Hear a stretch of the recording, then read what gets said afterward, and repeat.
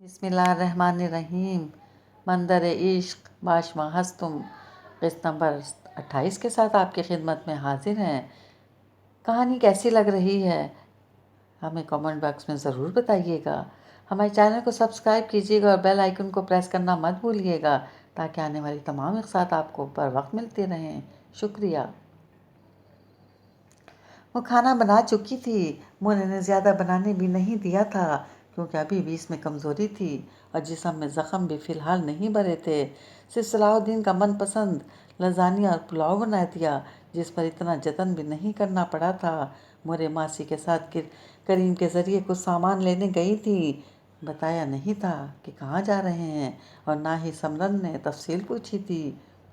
وہ اب تیار تھی، کھانا بن چکا تھا، اس لیے سوچا کہ صلاح الدین کے لیے کوئی کپڑے نکال دے۔ وہ کمرے کی طرف بڑھی اور الماری کھولی۔ اسے کمرے کی عجیب خاموشی سے گھبراہٹ ہو رہی تھی۔ سوچا جب تک کمرے میں آوازیں آتی رہیں۔ اس نے ٹی وی آن کر دیا اور الماری کی طرف بڑھی۔ ٹی وی پر کسی نیوز چینل کی آواز آنے لگی۔ وہ اب تھوڑی مطمئن ہو گئی۔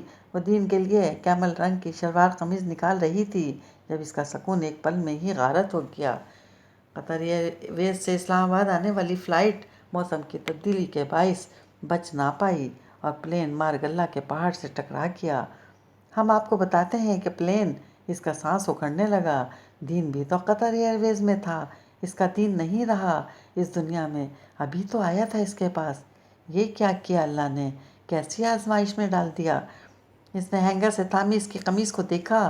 میں واپس آؤں گا تو مجھے پرانی والی موشوم چاہیے ورنہ مجھ سے بات مت کرنا۔ دین کی آوازیں ہر طرف آ رہی تھی۔ آنسو بے اختیار ہو گئے، دل کی دھڑکن جیسے رک سی گئی تھی۔ اللہ دین، اتنی بڑی سزا۔ اس نے ٹی وی کی طرف نہیں دیکھا لیکن اس کے کان میں گرم سیسا نیوز والے انڈیل رہے تھے۔ اس نے نفی میں تیزی سے سر ہلا کر ریموٹ اٹھایا اور بند کیا۔ نہیں، دین کو کچھ نہیں ہوگا، وہ بالکل سلامت ہوں گے۔ ایسے کیسے جائیں گے؟ ابھی تو میں ٹھیک ہو رہی تھی۔ میرے ہاتھ کا کھانا کھائیں گے، مجھ سے بات کریں گے، ڈھیر سارا پیار بھی کریں گے، موشوم بھی بولیں گے۔ نہیں، دین واپس آئیں گے، ضرور آئیں گے۔ اس نے قمیض کو اپنے ساتھ بھینچ لیا تھا اور صلاح الدین کی خوشبو کو محسوس کر کے یقین دہانی کروا رہی تھی کہ نہیں، دین زندہ ہے اور دین واپس آئے گا۔ یہ جھوٹی بکواس خبریں بنا تصدیق کیے بتانے لگ جاتے ہیں۔ جتنا وہ سسکیوں کو دبا رہی تھی اتنی ہی اس کی چیخیں نکلنے لگیں اور پھر پورا اپارٹمنٹ اس کی چیخوں سے بھر گیا تھا۔ وہ کافی کے سپ لے رہا تھا اور ساتھ میں سگریٹ سے اپنے اندر کی وحشت کو باہر نکالنے کی بھرپور کوشش کر رہا تھا۔ وہ کبھی بھی حویلی میں گھر والوں کے سامنے نہیں پیتا تھا، یہ تو اس کی تنہائیوں کی ساتھی تھی اور وہ ہر ایک کشن سے اڑتے دھوئیں کی بدولت ماضی میں کھو جاتا تھا۔ مگر آج ماضی سے ہٹ کر وہ سوچ رہا تھا کہ یہ آج کیا کرنے جا رہا تھا۔ اگر اس کی ماں کی آواز اس کے قدموں کی زنجیر نہ بنتی تو وہ آج کیسے سر اٹھا پاتا۔ ساری زندگی زمین نے اس پر کوڑے برسانے تھے اور آخرت میں جب وہ اپنی ماں کے نام سے پکارا جاتا اور پھر اپنی ماں کو کیا منہ دکھاتا جس نے اسے نصیحت کی تھی۔ اسامہ، عورت جتنی بھی مضبوط کیوں نہ ہو مگر مرد کی محبت بے نازک آپ گینے کی طرح ہوتی ہے، چاہے وہ باپ کی محبت ہو، بھائی کی، شوہر کی یا بیٹے کی، وہ اسے کمزور بنا دیتی ہے۔ ان کی محبتوں کی خاطر اپنا آپ مٹا دیتی ہے۔ بدلے میں کیا چاہیے ہوتا؟ صرف عزت، محبت۔ بے شک نہ دیں عزت، بہت ضروری ہے، اس کے بغیر عورت بالکل خالی ہے اور میں کچھ نہیں چاہتی، بس میرا سمیع ایک اچھا باپ، ایک اچھا شوہر، ایک اچھا بیٹا اور بھائی بنے، اور عورت کی عزت کو اپنی پہلی اولیت سمجھنا۔ بس مجھے اور کچھ نہیں چاہیے تم سے۔ دھوئیں میں ماں کا عکس غائب ہو گیا تھا اور وہ حال میں واپس لوٹا۔ اس نے سامنے پڑی اپنی امی کی تصویر دیکھی جو کتنی پیاری تھیں، کتنی خوبصورت تھیں، مگر باپ نے ان کی ہر چیز سے محروم کر کے تباہ و برباد کر دیا۔ وہ خاموشی سے بیٹھا ہوا تھا جب کال بیل پر چونکا، دیکھا تو اس کی فیلوز نور کی کال تھی۔ اف، ایک تو اس لڑکی کو آرام نہیں ہے، پروجیکٹ کے بارے میں اسے ہمیشہ رات ہی کیوں یاد آتا ہے۔ فی الحال وہ اب سونا چاہتا تھا۔ فون بند کر کے وہ اپنے بستر کی طرف آیا، لیکن وہ جانتا تھا نیند ہمیشہ کی طرح اس پر مہربان نہیں ہوگی۔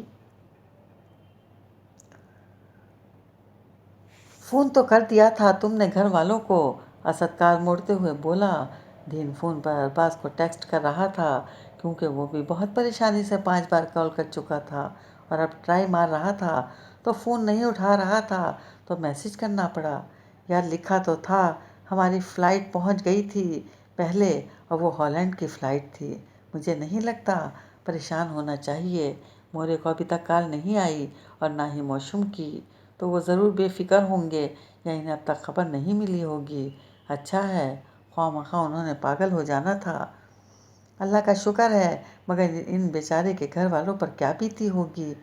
بس اللہ صبر دے، خود بھی خبر نہیں ہوتی کیا سے کیا ہو جائے، خوف ہی آ جاتا ہے۔ دین جھنجھلا کر سمرن کو کال ملا رہا تھا اور سمرن دیوانوں کی طرح دین کو کال ملا رہی تھی، لیکن نمبر بزی۔ وہ پاگل ہو رہی تھی۔ پلیز دین، سمرن مر جائے گی، پلیز اٹھائیں نا، ایک بار آپ کی آواز سننا چاہتی ہوں، مجھے آپ کے منہ سے موسم سننا ہے۔ وہ بار بار ٹرائی کر کے اپنا سر تھام چکی تھی۔ ٹی وی اس نے آن نہیں کیا تھا۔ اگر اس میں دین کی موت کی تصدیق ہو جائے گی تو اس کی سانسیں رک جائیں گی، اور اب تک اس کی سانسیں قائم تھیں، مطلب دین زندہ ہے۔ ابھی بھی وہ پر امید تھی۔ مورے کو راستے میں ٹریفک کے باعث دیر ہو گئی تھی اور وہ بھی دونوں کو کال ملا رہی تھی، لیکن دونوں کے نمبر بن جا رہے تھے۔ اللہ خیر کرے، دین کو تو اب تک پہنچ جانا تھا، اٹھا کیوں نہیں رہا؟ اور سمرن بھی نہیں کال اٹھا رہی۔ وہ پریشانی سے بولی۔ دین اپنے دوست سے مل کر کار سے اپنا بیگ اٹھانے لگا اور وہ صوفے پر بیٹھی رو رو کر پاگل ہو رہی تھی۔ کوئی بھی فون نہیں اٹھا رہا تھا، سب اسے چھوڑ کر چلے گئے تھے۔